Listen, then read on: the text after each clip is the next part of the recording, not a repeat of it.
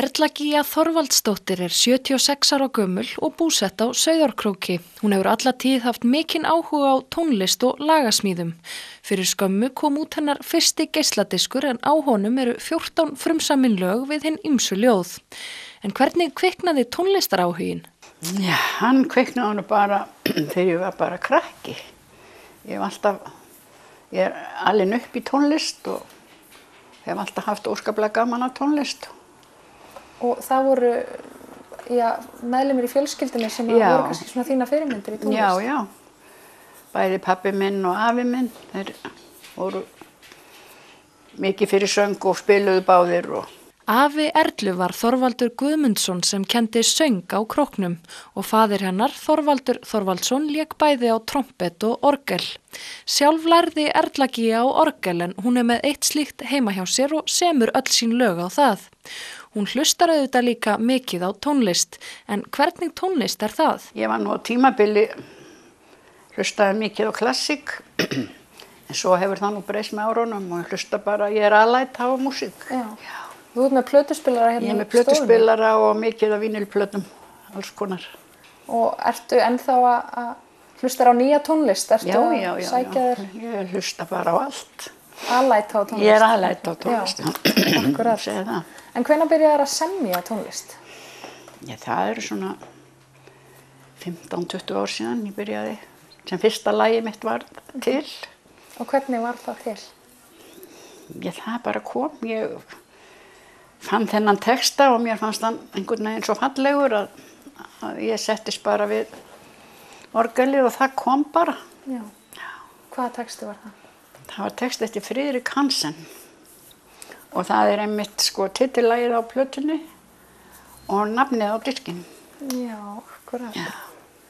Og þegar þú ert að semja, hvernig koma lögin til þín? Altså koma þau til þín eða þarftu að sækja þau? Það misjafnt. Stundum koma þau og stundum þarf ég að hafa svolítið fyrir því. Já. Siturðu þá við? Já, ég geri það nú svona, töluvert. Og nú ert að gefa út þessa plötu. Jú. Hvernig kom það til? Ég ætlaði aldrei að gefa út þessa plötu, Nei.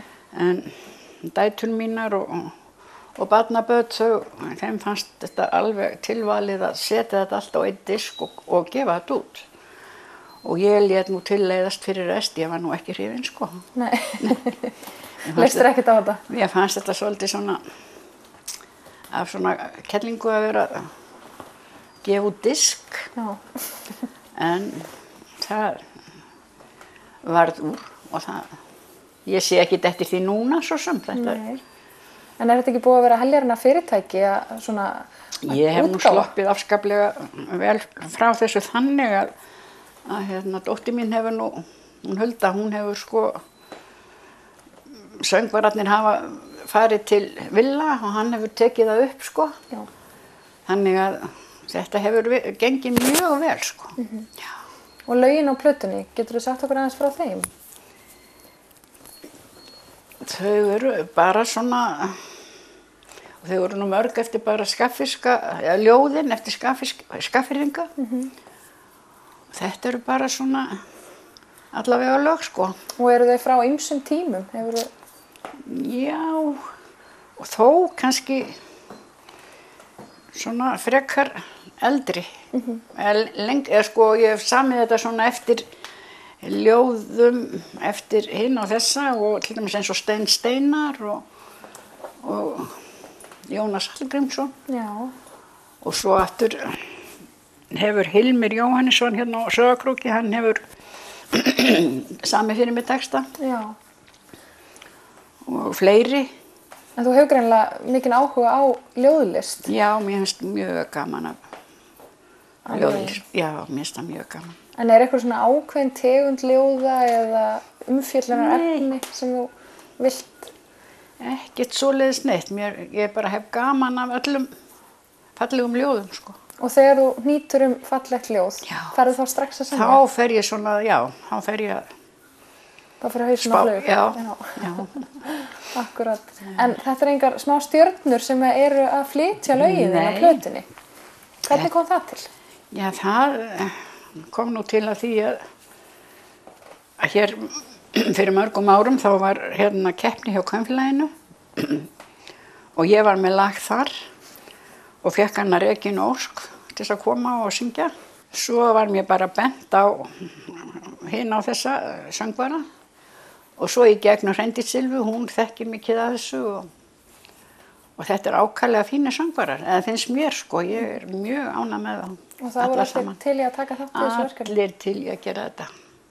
En svona í gegnum tíðina þá hefurðu tekið þátt í ýmiss konar keppnum? Ég búin að taka nokkur sinnum, já, hjá Kvenfélagi Sauðárkróks og síðan tók ég þátt í Húnavökulögunum og Ísafjarðarlögunum árið.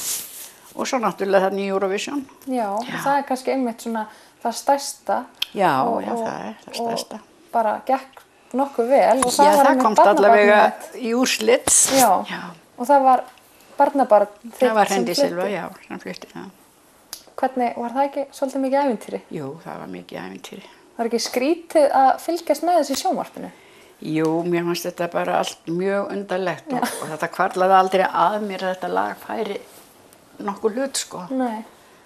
Og ég var eiginlega bara, fekk bara hérna fyrir hjarta þegar var hringt í mig og sagt að þetta lag hefði farið áfram. Já, var ekki gaman? Jú, víst var það gaman. Já. Jú, það var það. En hvað er það, ef þú ættir að svona útskýra það, hvað er það sem að tónlist gefur þér? Hún gefur mér bara mikið, alveg rosalega mikið. Að hlusta á góða tónlist, það svo róandi og bara gott fyrir mann á allan hátt. Diskurinn kominn út. Já.